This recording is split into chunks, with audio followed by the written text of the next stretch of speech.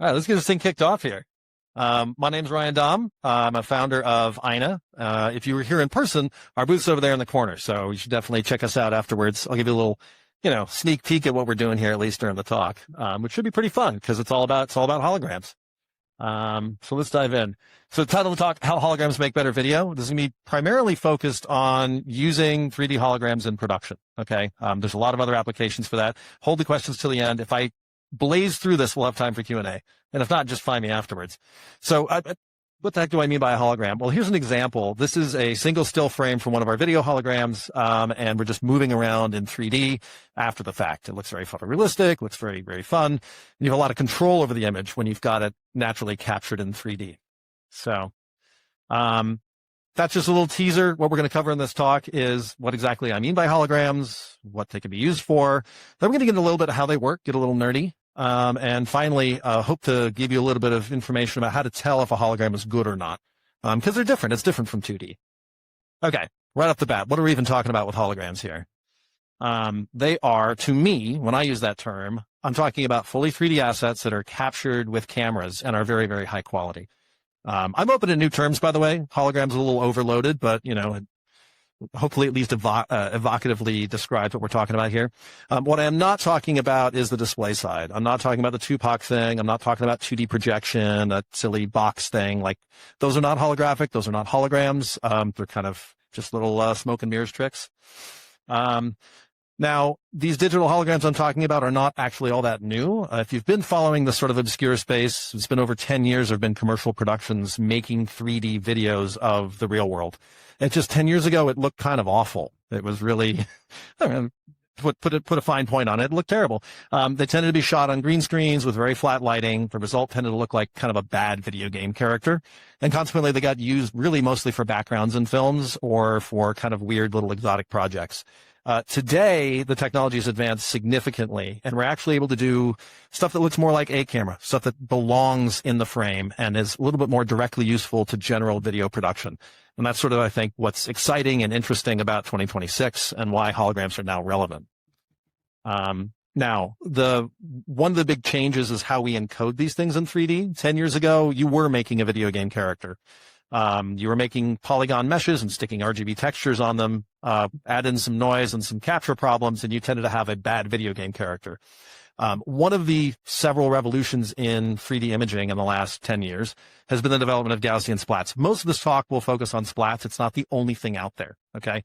But the key thing to look at here is on the left side, you have this pretty photorealistic looking image. And on the right side, the same image from behind, where we did not have cameras filming the guitarist. And you can sort of start to see how the thing fits together. Instead of being a polygon mesh, it's tens of thousands of little blurry blobs or needles and so on that all get kind of stacked up. And when enough stack up correctly, you get a really good 3D image. That's why holograms today can represent things like hair and skin and all sorts of other subject matter that's kind of important. Okay, so we can make photographic 3D images. We can play around with them in 3D. Why do we care? What do we use them for? Most of the projects that we're bidding on right now and involved in leverage the fact that you can move around in 3D. Right. So you can make camera moves you couldn't do otherwise. You can set up virtual cameras after the fact and get the shot you want and choreograph them in really interesting ways. You also have complete control over every light ray in the scene, right? If you've got a hologram of the scene, you sort of implicitly know where every light ray is, and you can start to manipulate those things in more creative ways. We don't do that. We hand the light rays over to the VFX house and they get to play with it. But there is a lot of playing around with the image in 3D there. By the same notion, it's also, recapturing what you saw on set. Okay. And that's really critical. So this isn't the front end to a complex 3D build environment. It really is your DP gets on set and shoots it the way they want, lights it the way they want. And then that 3D image ends up in your workflow. That's essential because there are two limitations to digital holograms today. One is that they're not interactive. So people think this is kind of like a video game. I've got it in 3D. Well, gosh, can you make the guitarist, wave her head differently? No, we got it in camera. We're faithfully recreating what we got in camera. And the other limitation that frequently comes up is the ability to relight. With the last generation, you were making a bad video game character, but video games can do relighting. They can do dynamic lighting. With today's advanced hologram technology, you generally can't. But there is an asterisk there, and this is a little sidelight. This is not something that our company does, but with our partners at Satellite Lab, we're working on 3D relighting as well. And so this is an example of the singer from the band we had earlier. We're moving around in 3D, and we're actually changing the lighting on her in real time. And this is a combination of Satellite Labs hardware technology and Ina's digital hologram technology. So stay tuned. I think you'll have control over relighting as well in the near future. And here's another example of that. We've got different lighting plates from a fight scene that we solved in 3D. So the camera's kind of moving around, but we're also showing different lighting plates that are possible. Okay, that sounds like fun. What are people actually using it for? Again, I said before, novel camera moves, repeated performance, advanced 3D compositing, things that digi-doubles might be used for today, right? So if you're going to go take an actor and scan them into 3D and then use them in production, it might be more direct to just have them perform and then take that 3D performance and use that in your 3D workflow. For broadcast, I could acknowledge this is NAB. This isn't, National Association of Filmmakers. There are broadcast applications as well, right? If you're not doing a live broadcast, if you have time to generate your assets ahead of time, all those techniques still work. There's the further use case for this tech in sort of AR broadcasts. You got your virtual studios where you move the camera and you've got 3D elements that are composited in the scene. You could use a digital hologram for the same thing. So now you could record a person or an event or something and have that properly, accurately recreated in your 3D studio environment. And then finally, the last use case for these digital holograms is these more immersive or holographic playback points. Traditionally, that could be XR headsets, VR, AR headsets. But the area we're seeing a lot of interest in is actually on video game platforms. So it turns out that, someone sitting there with a video game controller playing a video game is engaging with a holographic playback system. Even though the display is 2D, the fact they can move around in 3D really leverages holograms.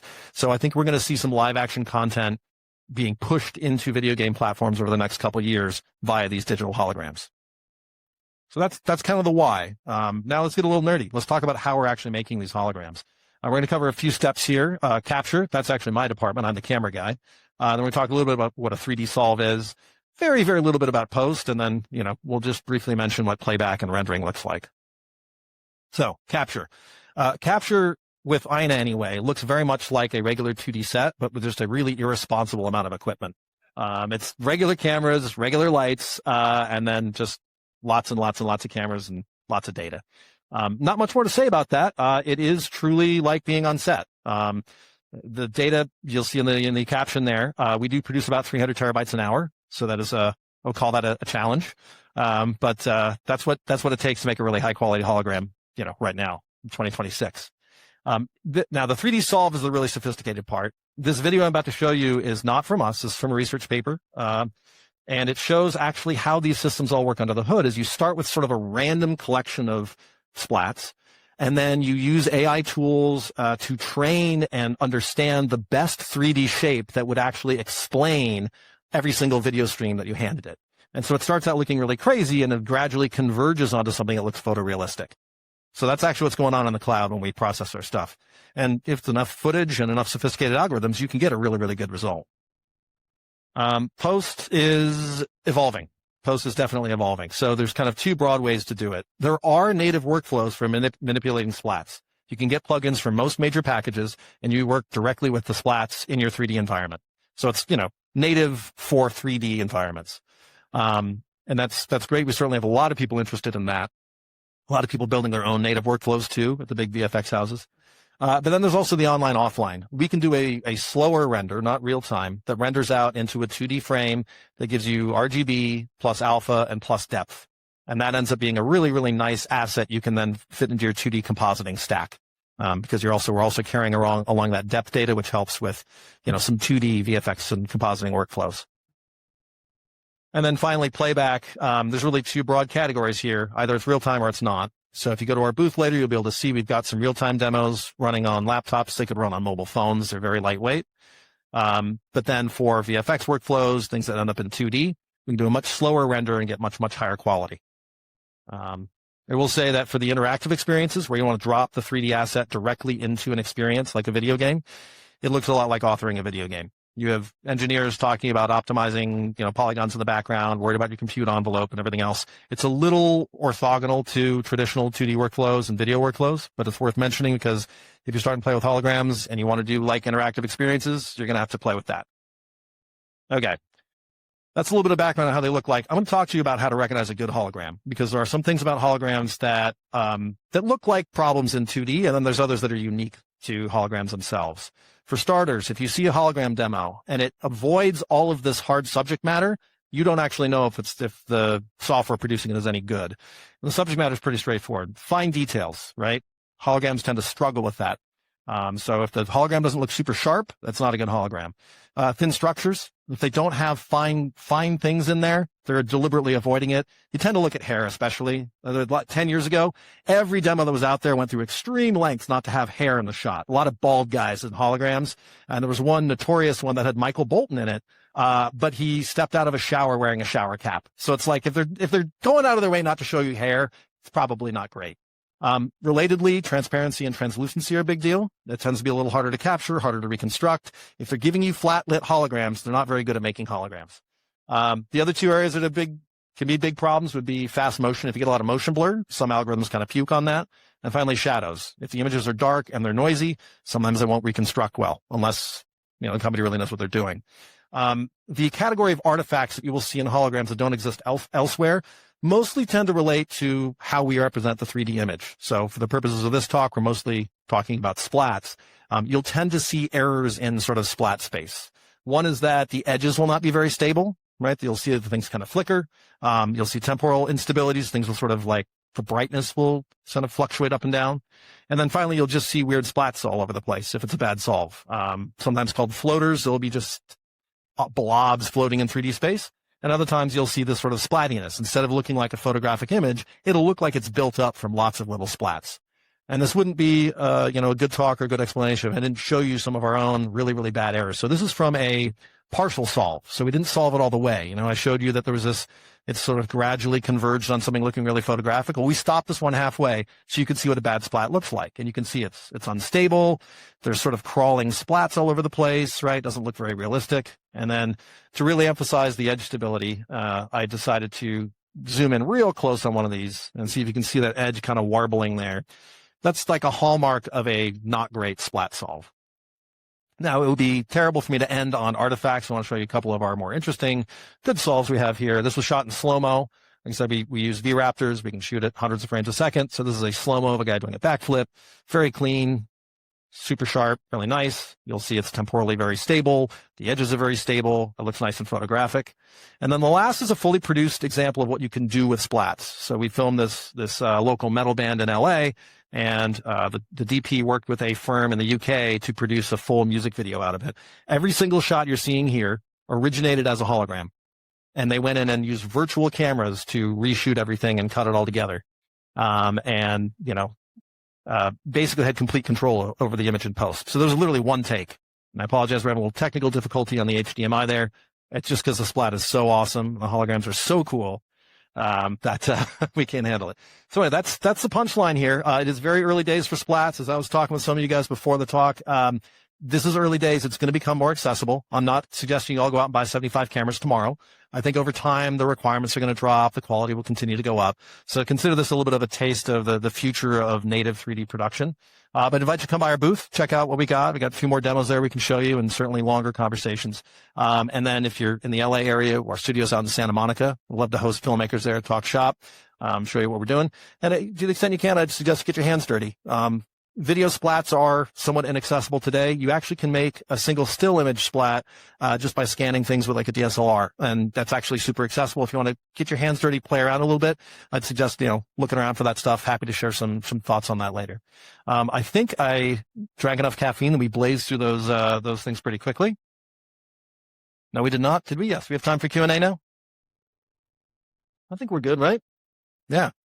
So there are 2 mics set up there. If you guys have any questions, feel free just to walk up to the mics and fire away.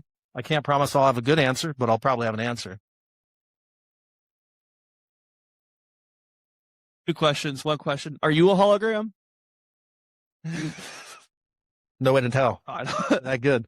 What are the possible educational uses you could see for this kind of hologram technology you guys have worked on?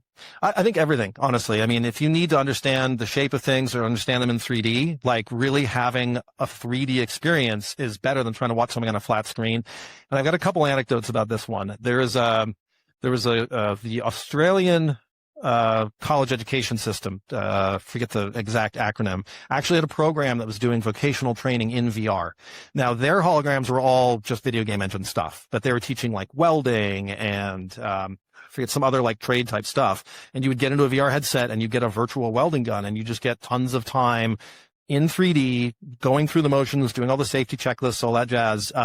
They were able to just train many, many, many more students because they were not limited by the number of welding setups or welding booths. So that's one good anecdote. The other area that we see a lot of this interest in these holograms is in medical training. And that's, I think, for a couple of reasons. One, it's just really expensive to train doctors, right? And so the technological lift is kind of worth it. But I think we're going to see that just as the tip of the spear. We're going to see many more educational uses of this as the costs drop. Right. So, starts with surgery and maybe ends with sewing, That's it. You guys know everything you need to know about holograms? Come on. Yeah. Yeah, sure. So the question was to ask me to talk a little bit more about video games and gaming. And I'll be honest, this is an evolving thesis of mine. Okay. So we have talked to a lot of marketers and a lot of like video game platforms, and there's an interest in video games becoming something more than just a single play game, right? There's battle passes. There's this idea that it's going to be more of a subscription. People are going to show up at the video games regularly for more content. The game platforms themselves would like their games in many cases to evolve to be almost like a channel. Right? They want people coming back constantly. They want people engaging constantly, and they want to start to put more kinds of content into that channel. And so that's the pull from the video game side. On the marketer side, this is just where the youth is. This is the eyeballs they want to reach. And they're not spending a lot of time watching linear programming, certainly not, broadcast linear programming. They're spending a lot of time on the video game platform. And so if you want to reach those consumers, you have to find a way to get in front of them. And to date, a lot of it has been like, branded activations, and you're sort of slotting someone's logo into what otherwise is just the video game experience. But I think digital holograms represent a really authentic way that brands could probably bring an experience into that channel that's sort of native, right? We're not sticking up a 2D billboard and trying to show you a 2D ad. We're actually going to give you an experience you can enjoy and appreciate, and it sort of is native to the platform you're on. Stay tuned. I think we'll have something like that. Our company will be working on some stuff like that that'll launch later this year. Cross your fingers. On that note, can you put actual 3D geometry into a Gaussian splat like scene? Like, can you blend them together? Yes, you absolutely can blend. Okay, yeah, I don't know if that was fully audible or not, but the question is, can you blend the Gaussian splat holograms with like 3D geometry? And you can. There's actually an area that splats are a little bit better than things like NeRFs, which are, I think, a higher quality but harder to work with digital hologram format. In fact, that music video that we put up there, very much, I can put back on, I think. Look at me. I don't know how to operate these things. The band and their instruments are the only things that were captured as splats. Absolutely everything else in that scene is generated from, 3D objects in Unity. So it works quite well and quite natively with 3D objects. The one thing I would say is that you want to match lighting as best you can, right? And shadow casting, you have to think about shadow casting because the splats don't naturally throw shadows. So, but yeah, I think that is a very good way to work with these holograms. So. All right, who's got designs on holograms? How many out there plan to shoot holograms soon? One. We got one. All right. Hey, look at that guy. Some familiar faces in the audience. It's a small community, people who work with holograms. It's like maybe 100 of us. That's it. Hoping it grows more. So there's no other questions. I suppose I can give time back to you all. You can go check out other booths. But Chai, you got any thoughts? Things we should have covered? Oh, we got another question. Can we take a 2D image or, sorry. Okay, can we take existing 2D image or video or whatever and then convert it to 3D using this technology? That's a great question. And the answer today is no, because all of our algorithms, as we showed in that one slide, require this optimization that is using all the video streams to understand what the scene looks like in 3D. But in the future, the answer is yes. The way that this technology becomes democratized, which I don't have slides for because it's a little far future, is as we gather enough training data, we will be able to build generative models that understand the world in 3D. Our models right now are slightly stupid. They only understand from camera to camera how things might vary, but they don't have notions about the real world. If the cameras didn't see it, it won't reconstruct, which is why the back of the guitarist, see how far back I can go here. That's why the back of the guitarist looks so crazy in that one shot, right? There just weren't cameras seeing the back of her. And so it sort of put these kind of weird splats everywhere. The AI wasn't very smart about how to fill that in. You would be able to do a better job of filling the back in. You know what the front of her shirt looks like. You can probably figure out what the back of her shirt looks like. So the way we get there is with generative models. And we have generative models. Now maybe we don't need 75 cameras. We'll need maybe 20, and then we'll need maybe 10, and then we'll need 5. And there will be a time when the generative models get good enough, you can put a single video stream into these generative models, and they'll hallucinate everything that was not seen by that camera. That is nearer term than it sounds. That sounds totally crazy, but it's just a question of data, which we hope is about 5 years away. So would you be able to use this kind of technology in the field, or does it have to be like in a studio green screen environment? I love that question. That's a great question. The environment we shot these in is not a green screen environment. As you'll notice, the image on the left, that brick wall is a real brick wall in our studio. So it is from the ground up, we built this to be tolerant of real shooting environments. The only thing keeping us from going outside with it right now is just how much electrical power we need. The software can handle outdoor images totally fine. In some ways, it's better. And this is the one little gotcha I did not mention yet. This is a very light-hungry system. To do these solves, you really kind of want deep depth of field. So these were all shot at f8. And in some cases, they were shot at f8 with a pretty narrow shutter angle. So now you're layering more and more light on there. If we could have just ripped the roof off the studio, it would have been a lot easier.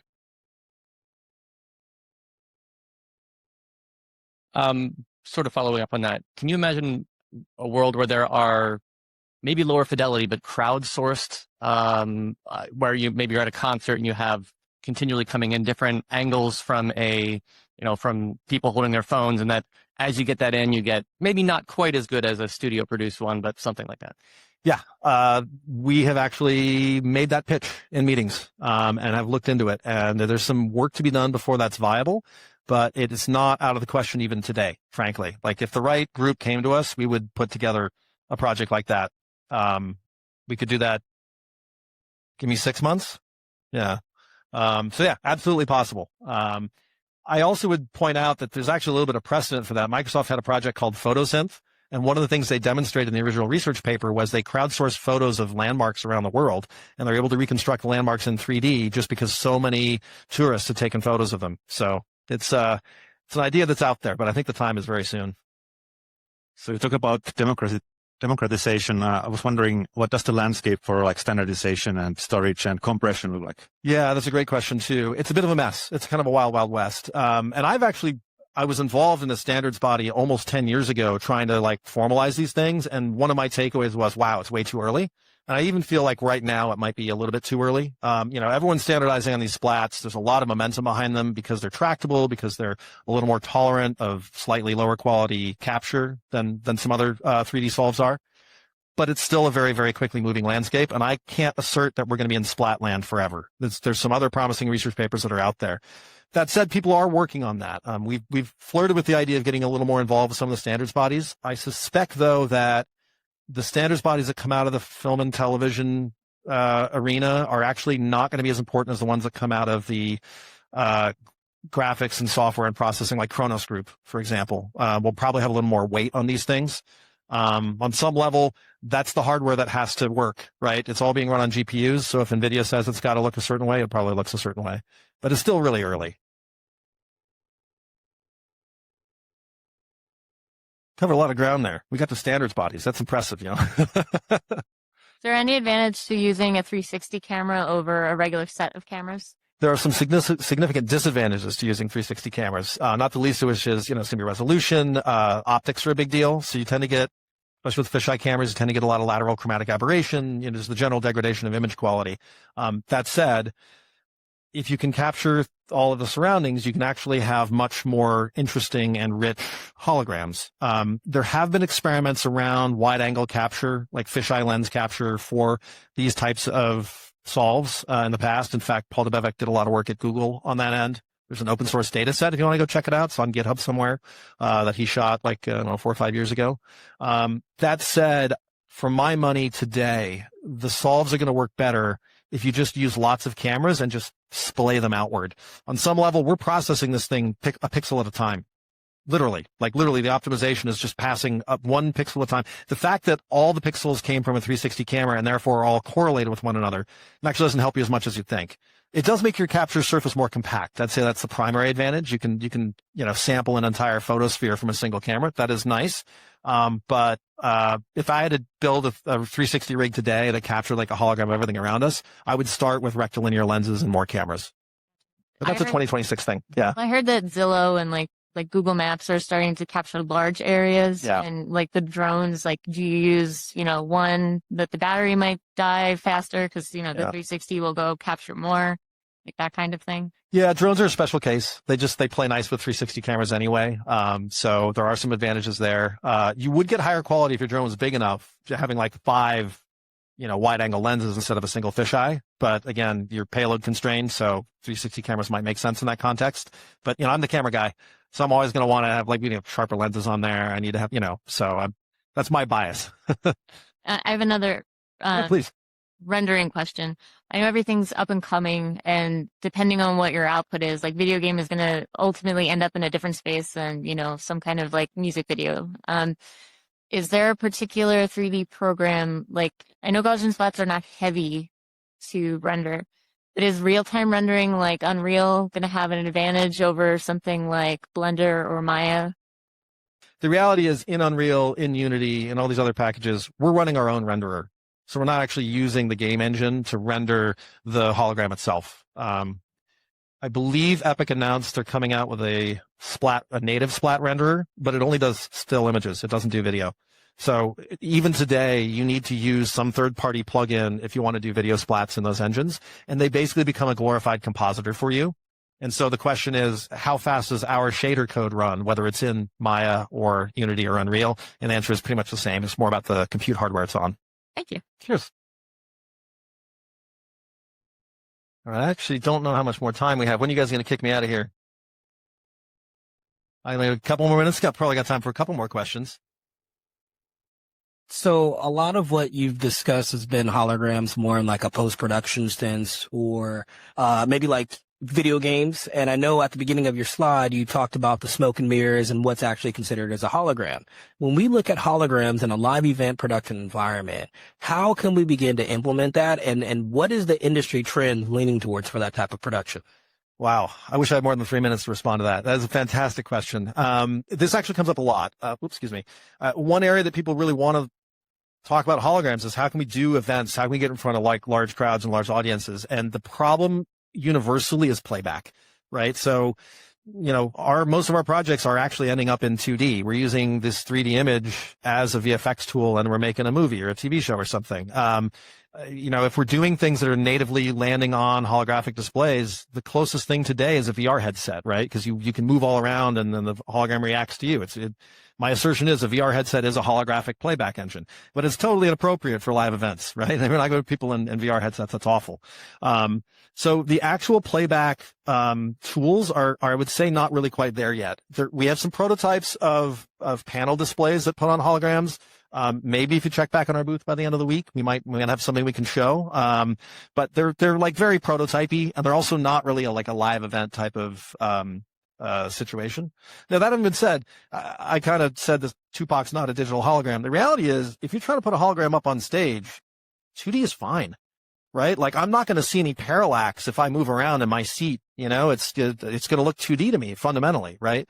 And so if you're talking really large scale and the audience is really far away, smoke and mirrors is the right answer, right? It looks great. Ship it. Don't get involved with these things. The advantage of shooting it in 3D would be you could manipulate it in 3D, right? You can start to render it out to a 2D image that looks really, really good. And I sort of hesitate to mention these guys, but there is a very expensive, but very high quality LED company called Liminal, and they make stereo LED walls, and their stuff looks great. It's not holographic. It's playing back 2 video streams. But when you put the circular polarized glasses on, the passive glasses on, you look at that image, it looks fantastic. And that is actually an example of where having a digital hologram could be really useful, is to have the ability to manipulate that image in stereo perfectly to just nail it. So, that's a little aside. It's good to be aware of stereo LED walls. It is itself obscure, so we're laying obscurity on obscurity, but it's out there. So cheers. I think it probably does it. Hope you guys had a good time. I certainly enjoyed the heck out of this. So thank you. All right. Enjoy the rest of your show.